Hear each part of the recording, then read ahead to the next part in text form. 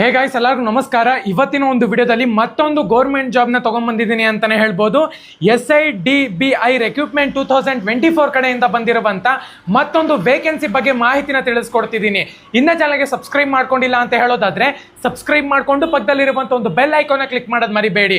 Subscribe ಮಾಡ್ಕೊಂಡ್ರೆ ಮಾತ್ರ ನಿಮಗೆ ನೋಟಿಫಿಕೇಶನ್ ಬರುತ್ತೆ, ಅದಕ್ಕೋಸ್ಕರ ಸಬ್ಸ್ಕ್ರೈಬ್ ಮಾಡ್ಕೊಳ್ಳಿ. ಸೊ ಬನ್ನಿ ವಿಡಿಯೋನ ಸ್ಟಾರ್ಟ್ ಮಾಡೋಣ ಅಂತ.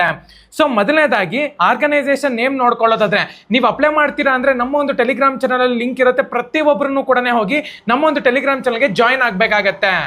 ಬ್ಯಾಂಕ್ ನ ಒಂದು ನೇಮ್ ನೋಡ್ಕೊಳ್ಳೋದಾದ್ರೆ small industrial development bank of India ಅಂತಾನು ಕೂಡ ಮೆನ್ಷನ್ ಮಾಡ್ಕೊಂಡಿದ್ದಾರೆ. ಇದನ್ನ SIDBI ಅಂತಾನು ಕೂಡ ಕರೀತಾರೆ. ನಂಬರ್ ಆಫ್ ಪೋಸ್ಟ್ ನೋಡ್ಕೊಳ್ಳೋದಾದ್ರೆ 35 ಪೋಸ್ಟ್ಗೆ ವೇಕೆನ್ಸಿನ ಕಾಲ್ ಮಾಡಿದ್ದಾರೆ. ಜಾಬ್ ನ ಒಂದು ಲೊಕೇಶನ್ ನೋಡ್ಕೊಳ್ಳೋದಾದ್ರೆ ಆಲ್ ಇಂಡಿಯಾ ಜಾಬ್ಗೆ ನಿಮ್ಗೆ ಇಲ್ಲಿ ವೇಕೆನ್ಸಿನ ಕಾಲ್ ಮಾಡಿದ್ದಾರೆ. ಪೋಸ್ಟ್ ಒಂದು ನೇಮ್ ನೋಡ್ಕೊಳ್ಳೋದಾದ್ರೆ ಮ್ಯಾನೇಜರ್ ಪೋಸ್ಟ್, ಅದು ಬ್ಯಾಂಕ್ ನಲ್ಲಿ ನೀವು ಮ್ಯಾನೇಜರ್ ಪೋಸ್ಟ್ಗೆ ವೇಕೆನ್ಸಿನ ಕಾಲ್ ಮಾಡಿದ್ದಾರೆ. ಸ್ಯಾಲರಿ ನೋಡ್ಕೊಳ್ಳೋದಾದ್ರೆ 55,200 ರೂಪಾಯಿಂದ ಹಿಡಿದು 99,750 ರೂಪಾಯಿ ಪರ್ ಮಂತ್ ಕೊಡ್ತೀವಿ ಅಂತ ಕೂಡ ಮೆನ್ಷನ್ ಮಾಡ್ಕೊಂಡಿದ್ದಾರೆ. ಸೊ ವೇಕೆನ್ಸಿ ಡೀಟೇಲ್ಸ್ ವೇರಿಯಸ್ ಇರುತ್ತೆ ಅಂತಾನೆ ಹೇಳ್ಬೋದು. ಬ್ಯಾಂಕ್ ಮ್ಯಾನೇಜರ್ ಬ್ರಾಂಚ್ ಆಫೀಸರ್ಗೆ 30 ಪೋಸ್ಟ್ ನ ಬಿಟ್ಟಿದ್ದಾರೆ. ಡಿಫರೆಂಟ್ ಮ್ಯಾನೇಜರ್ ಪೋಸ್ಟ್ ಗೆ ನಿಮ್ಗೆ ಇಲ್ಲಿ 5 ಪೋಸ್ಟ್ ನ ಬಿಟ್ಟಿದ್ದೀವಿ ಅಂತಾನು ಕೂಡ ಮೆನ್ಷನ್ ಮಾಡ್ಕೊಂಡಿದ್ದಾರೆ. ನೀವು ಯಾವ್ದನ್ನ ಒಂದು ಬ್ಯಾಂಕ್ ಜಾಬ್ಗೆ ಅಪ್ಲೈ ಮಾಡ್ತೀರಾ ಅಂತ ಹೇಳೋದಾದ್ರೆ ಮಿನಿಮಮ್ ಬ್ಯಾಚಲರ್ ಡಿಗ್ರಿಯನ್ನ ಕಂಪ್ಲೀಟ್ ಮಾಡಿರ್ಬೇಕಾಗತ್ತೆ.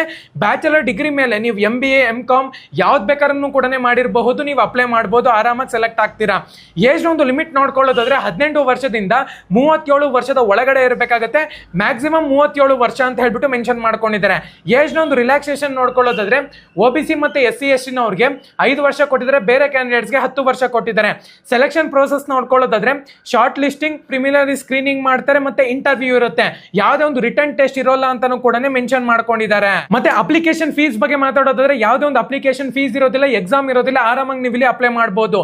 ಇಂಪಾರ್ಟೆಂಟ್ ಡೇಟ್ಸ್ ನೋಡ್ಕೊಳ್ಳೋದಾದ್ರೆ ಮೊದಲನೇದಾಗಿ 7/9/2024 ಅಂತಾನು ಕೂಡ ಮೆನ್ಷನ್ ಮಾಡ್ಕೊಂಡಿದ್ದಾರೆ. ಲಾಸ್ಟ್ ಡೇಟ್ ನೋಡ್ಕೊಳ್ಳೋದಾದ್ರೆ 30 ಸೆಪ್ಟೆಂಬರ್ 2024. ಇದೇ ಮಂತ್ 30 ಸೆಪ್ಟೆಂಬರ್ ಬಂದ್ಬಿಟ್ಟು ಲಾಸ್ಟ್ ಡೇಟ್ ಇದೆ ಅಂತಾನೆ ಹೇಳ್ಬೋದು. ಪ್ರತಿ ಒಬ್ಬರು ಕೂಡ ಅಪ್ಲೈ ಮಾಡಬೇಕಾಗತ್ತೆ. 30th ಸೆಪ್ಟೆಂಬರ್ ಲಾಸ್ಟ್ ಡೇಟ್ ಇದೆ.